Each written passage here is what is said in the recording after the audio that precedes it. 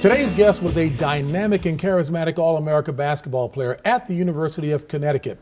Folks, when she led the Huskies to its first of 11 national titles in 1995, she almost single-handedly revolutionized and popularized the women's game, which, by the way, she continues to do as one of the pioneers of the WNBA. Today, as a broadcaster and analyst with ESPN, a pleasure to welcome recent Naismith Hall of Fame inductee, that would be Rebecca Lobo. Good to talk to you. Oh, thanks so much for having me. Thank you for being here. By the way, how good is your game now? My game's pretty broke right now, but it only has to be good enough to that I can beat the little kids that I coach. Okay. So in that world, I'm all right. So. Oh, so I was thinking about challenging you myself. I mean, would you take me down low? Well, I've heard your game's broke too, so we'll be good. Ooh, she came strong, so I'm going to leave her alone. Hey, so I talked about Naismith Basketball Hall of Fame, the ultimate. Talk about what that was like, the emotions, what you had to say. It was an unbelievable weekend for me. I grew up just about 15 miles from Springfield, where the Hall of Fame is located. I'm a kid from Southwick, Massachusetts. So when I was a little girl, I would go to the Hall of Fame just as a visitor, you know, buy my ticket, go in and see all the exhibits and just really enjoy that experience. So to actually be there and to celebrate it with my family and coaches and friends and people I really care about was just an unbelievable weekend for me. Mostly I was excited. When I first found out, months before that I was going to be part of the class, I was overwhelmed a little bit. But the nice thing was there's not many chances or opportunities in your career where you really reflect on the things that have happened in your career. And so that was one where I really did. I sat back and thought about what my journey was like from the time I was a little kid all the way through to now. How difficult was it paring back what you wanted to say, who you wanted to thank? One of the first things they tell you is you have to keep your speech 5 to 7 minutes. You have to keep it 5 to 7 minutes. But being in television, I understood there were 11 people getting inducted. It's going to be a long night. I came into it thinking, I'm going to make sure I thank every person who had a part of me being here. Coach Orma as well, too. You loved him. There was a period where it was a little bit of a challenge, and then you loved him again. So when you talked about him in your Hall of Fame speech, essentially, what did you say about him? Well, he was the reason I was there. I mean, no one outside of my parents and my family had a bigger impact, not only on my career, but on the person that I am. He was really hard to play for, especially my first 2 years. I'm a young, immature 18-year-old who thinks I thought I knew what it meant to work hard. I knew what it meant to be accountable to my teammates and to really compete, but I didn't know that yet. And so every single day he was reminding me that I didn't know that yet. He was reminding you. He was reminding me. He was, you are the worst post player in America. You are the dumbest smart person in America was one of the things he used to say. I still don't know exactly what that means. But he was so hard on me, but it helped me to realize what it meant to work hard. It helped me realize what it meant to be accountable to teammates. Had such an impact on my life and the person I am now. And so I wanted to make sure I conveyed that in my speech, how truly thankful I am to him for what he put me through and what I've become as a result. You became the face of the game, and you always paid homage. Were you conscious of wanting to make sure that those who came before you got their credit as well? At the time, I wasn't really thinking that way, but now I completely understand the foundation that other people laid so that I could play the way I did and have people watch me to play the way I did. I completely understand people like Teresa Edwards and what they did so that I could play on national TV and have a chance to really represent the game. Talk about laying the foundation. We're going to do that when we come back with more with Rebecca Lobo, especially her mother, Ruth Anne. She mentioned her. We're going to talk about her after this.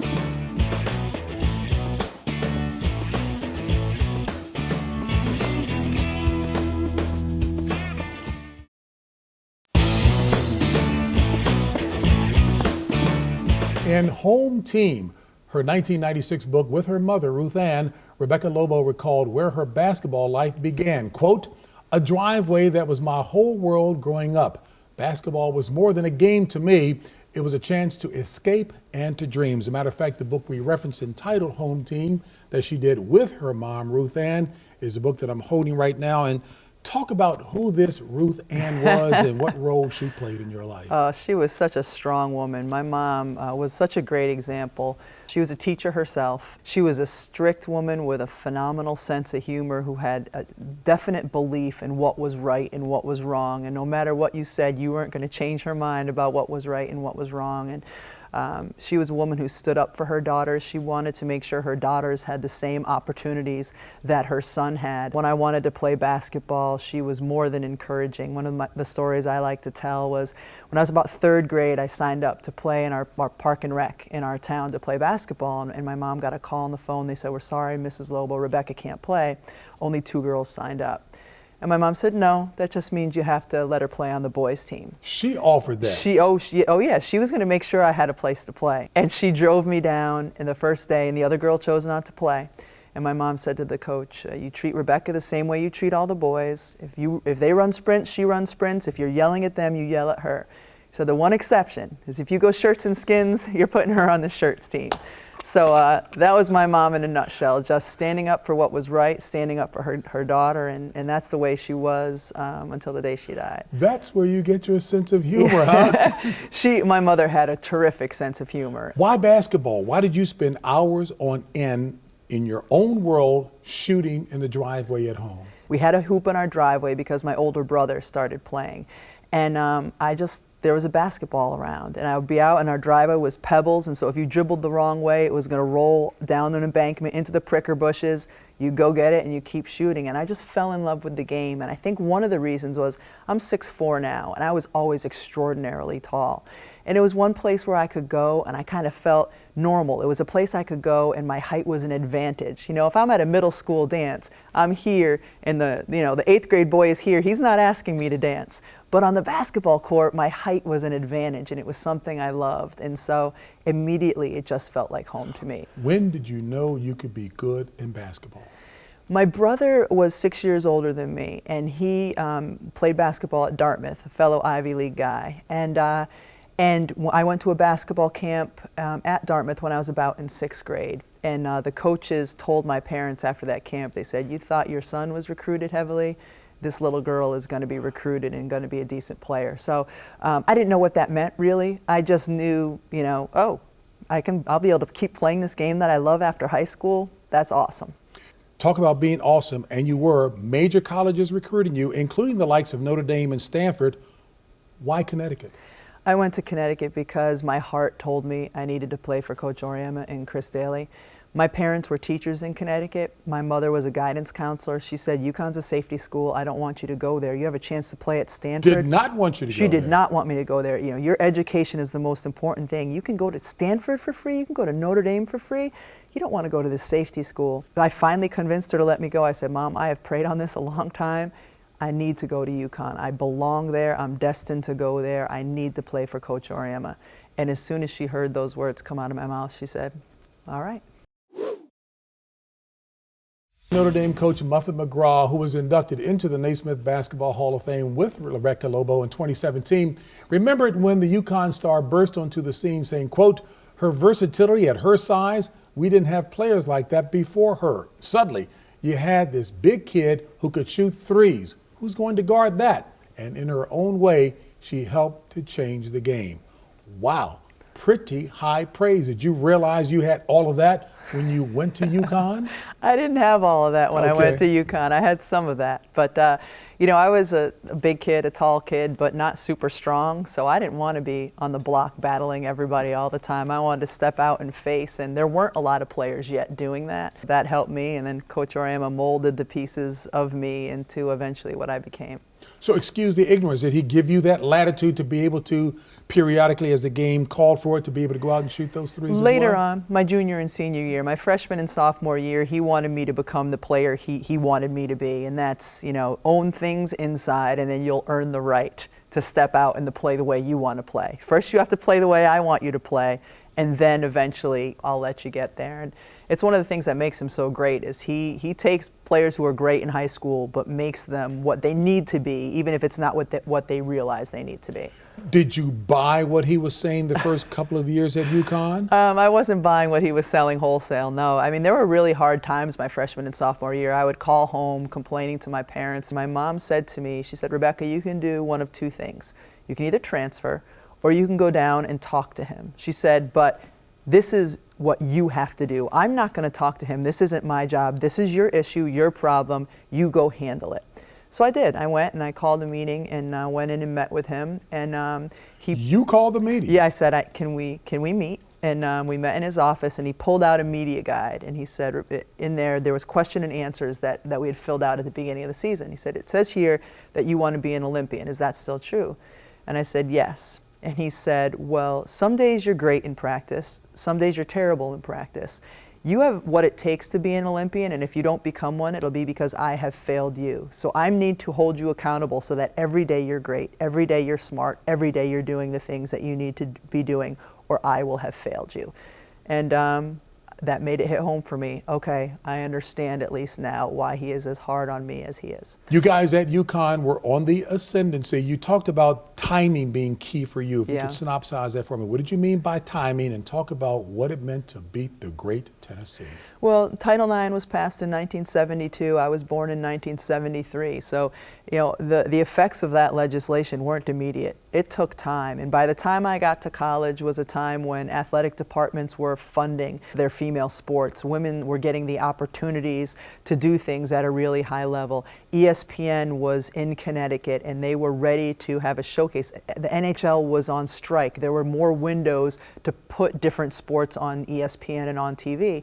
And so as a result of timing, my senior year, we're going undefeated, but everybody knows about it. ESPN's talking about it, the New York Times is writing about it, and our athletic department at UConn was supporting this women's sport. It was just a perfect storm. As we head to commercial break, there was one person who was taking responsibility for getting ESPN to at least give the scores of the women's games because of her phone call. Who was that person? That was my mom. She would call ESPN, and if they did not at least have the score of the women's game on SportsCenter or whatever, she was giving them a piece of her mind. Ruth Anne Lobo, keep that in mind. Back with more after this.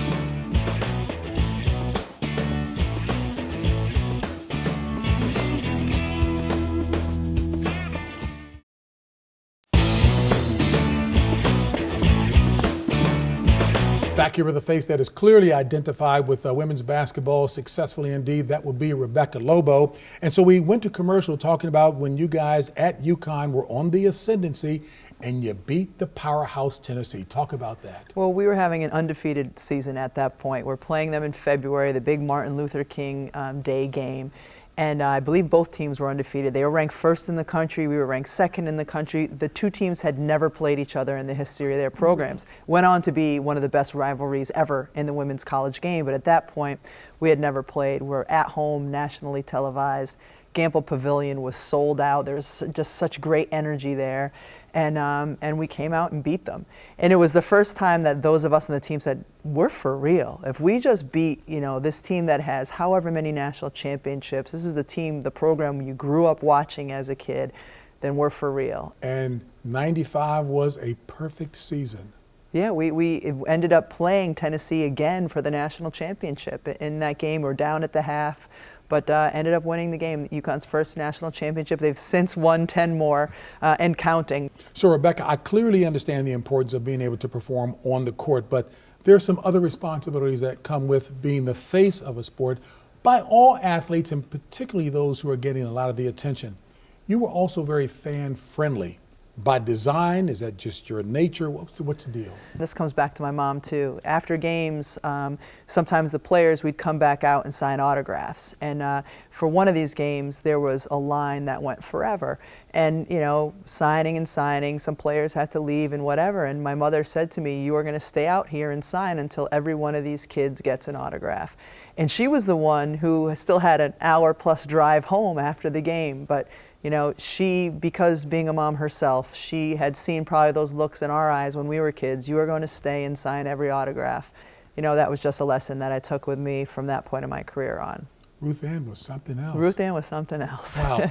Talk about, in synopsis form, the Olympic experience and your WNBA experience. Well, it was just such a watershed time for women's basketball. 1995, we win the national championship. The Olympics are the following year, 1996, in Atlanta, in the United States. So I had a chance to play on that national team. We toured the country and the world for the year leading up to the Olympics. That team was sponsored by NBA Entertainment. It was kind of a test balloon. Do we have what it takes to have a professional league in here? 1997, the WNBA starts, and now the league has been around for 20 plus years. That was such a beginning of what women's basketball could be, and now we're seeing the results of all of that. When you look back on your career and all that's happened to you, which has just been stellar, too many awards and accolades to delineate here, any regrets at all? I don't have a single regret about my basketball career. I got injured my third year into the WNBA, tore my ACL twice. Would I have been a different player in my career if that hadn't happened? Perhaps, but it's all part of my journey. And I don't mind that happened, and I learned from it. And would my pro career have been longer than 7 years? Perhaps, but I do not have a single regret about the steps I've taken on the journey in my basketball career. And the phase that she's taken now, she's married with 4 kids. Wait till you hear some stories about this. More with Rebecca Lobo after this.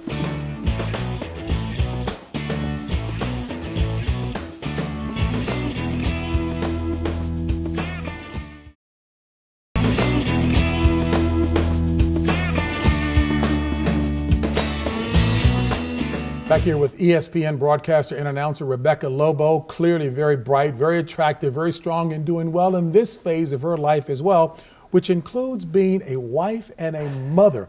What is this challenge proving to be like? The hardest thing I've ever done. I've got 4 kids, and their ages are almost 13, 11, 9, and 7. And as you know, parenting, there's no greater joy in that, but there's nothing that's harder than that either. But my kids are just bringing me so much joy, and they all play basketball, so I get a chance to coach them, and I'm really having a lot of fun with that. I'm just glad that my son-in-law John and my daughter Katrina allow me to work with the 4 grandkids that I have. I'm not sure if I send them home better or for worse. But talk about your daughter Rose and Siobhan. Yes. A couple of cute experiences as it relates to them. Well, my oldest, Siobhan, when she was about 6 years old, I watch a lot of women's basketball because that's my job. I work for ESPN calling games, so my homework, as you know, is to watch a ton of games. So I was on the road, it was March Madness, and my husband was watching men's basketball, watching the UConn men.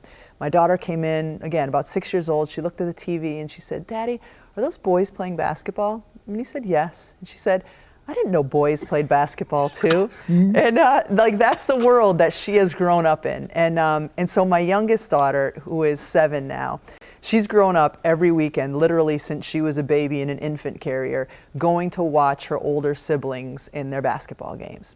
So just recently, she had, for the first time in her life, the first basketball game of her life. And about 7:30 in the morning, she comes downstairs, I look over, and she's dressed head to toe. She's got her uniform jersey on, her uniform shorts, her basketball sneakers. 7:30 in the morning. 7:30 in the morning. Her game wasn't until 4 o'clock. So we get to that game, and it's when you watch kids play for the first time, if they score or a teammate scores, all the kids start pogo sticking, jumping up and down with excitement. She didn't shoot, she didn't score, but she's running down the court just with the biggest smile on her face because finally it was her turn. That night, she didn't take the uniform off until it was time to go to bed. And she was camera ready. Oh, yeah. Talk to me about ball and chain, what that means. My husband and I have a podcast called Ball and Chain. My husband's a sports writer for Sports Illustrated, Steve Rushin. And we just have interesting conversations. We come at life from 2 different perspectives. He's a man, I'm a woman. No. And raising kids, and there's so much that goes on that we laugh about. And we said, you know what, let's talk about these things. So we talk about sports a little bit, but it's mostly, if we're talking sports, it's telling the story of our 7-year-old. Or, when one of the episodes I talk about him not being the best gift giver. So we get into a lot of different areas that I think especially people who are married or have had kids at some point can really understand. Are we supposed to guess who's the ball and who's the chain? Yeah, right. We still don't know. I think it goes from day to day. Who's the ball, who's the chain? That's the big question. Well, we know this one thing. You are the star and you carry it well. Rebecca, thank you so much for your time. Thank you so much. Awesome. Miss Rebecca Lobo. Talk about an outstanding superstar. Thank you so very much for joining us this week. We'll see you again next week for another edition of The James Brown Show.